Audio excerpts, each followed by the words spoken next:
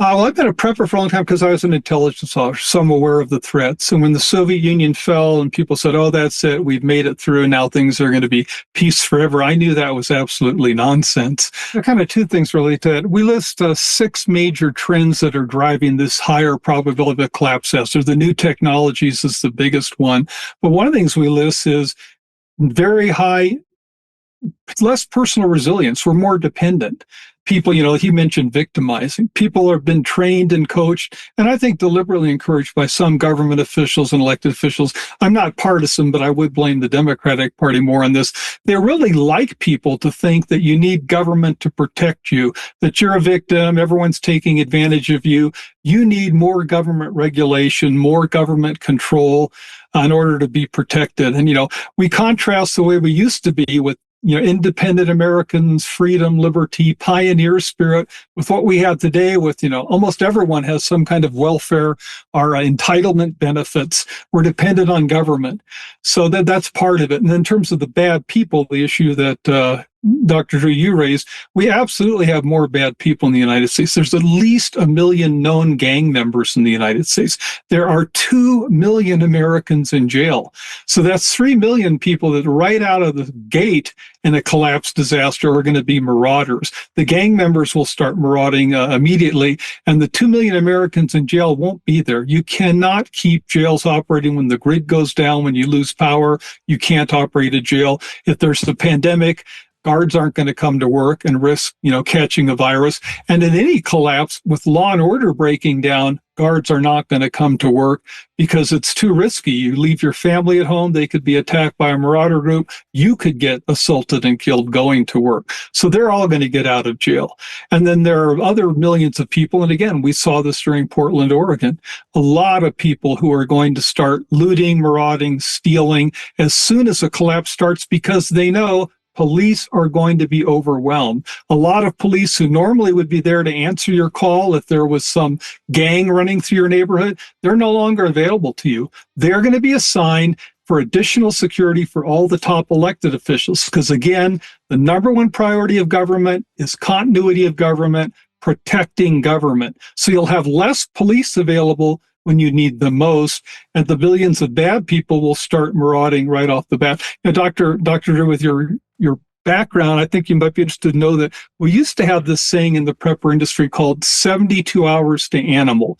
The belief was as a collapse starts, for the first 3 days, the first 72 hours, people will stay at home, they'll be fairly calm, and it'll take them 3 days to figure out that, hey, there's not going to be any more food in the grocery store. I might be losing, water may already be ending public water systems at that point.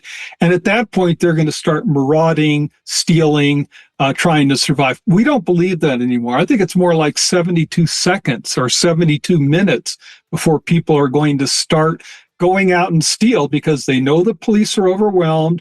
A lot of people are going to be doing it, the 3 million bad people, and then a lot of more normal people to try to survive. And law and order could break down very, very quickly. Anytime there's any bad disaster, a real pandemic, COVID-19 was not a real pandemic, with less than 1% lethality. That didn't stop people from going to work. Right. Government regulations stop people from going to work unnecessarily. Right.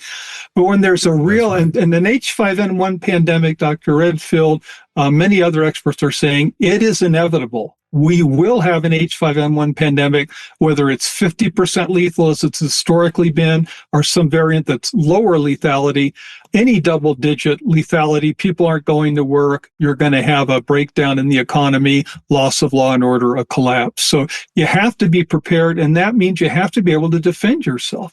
If a marauder group comes after you and it's just you and your family, good luck.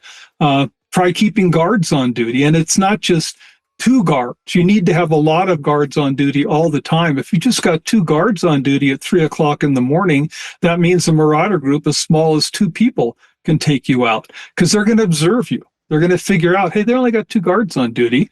So they just line up their shots with their walkie-talkies at 3 in the morning. You got your guard in sight. I got mine. Okay, 3, 2, 1. They shoot at the same time from a distance. They've killed your guards now with their shots. Someone inside may have heard a distant gunshot hundreds of feet away. But if there's no more follow-on noise, they generally go back to sleep. And now the marauder group comes in and If you're lucky, they just steal stuff. If you're unlucky, they go from room to room, knifing and killing people. So it begs the issue, what do we do to prepare and what do we do to prevent? Well, there's 11 requirements that you need to survive, and they're addressed in the book. And you'll love the last one I listed, number 11, which is mental health. So, yeah, you need to stockpile food and water, have shelter, some kind of energy supply. You also have to have weapons, which is, again, something that government doesn't want to advocate. And I mean military capable weapons. I can tell you we have AR-15s at Fortitude Ranch. We have other, military capable weapons, as the opponents of weapons like to call them. But you have to have that. If you stockpile food and water and you don't have weapons to protect it, you've made yourself just a more attractive target for marauders. You're going to get killed doing that. You have to have weapons and the ability to protect them.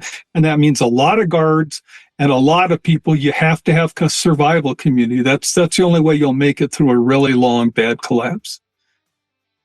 Well, this part of the country, we're all very much coached up to have all this kind of stuff on hand for earthquake and fire.